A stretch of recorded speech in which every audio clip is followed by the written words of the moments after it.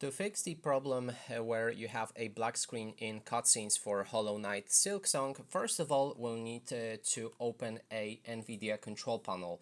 This video will mainly be about NVIDIA card. Sorry, I don't know how to do that on AMD cards, so I will just stick to NVIDIA control panel. Now we need to open it. Go for Manage 3D Settings, then the Program Settings, and here we need to click on Add and find Hollow Knight Silksong. Select it, and then on those settings below right here we need to go and find a vertical sync. Click on it and select Use 3D Application Settings. Apply it. Then restart your game. I won't be restarting it, but you should just quit the game and then open it again.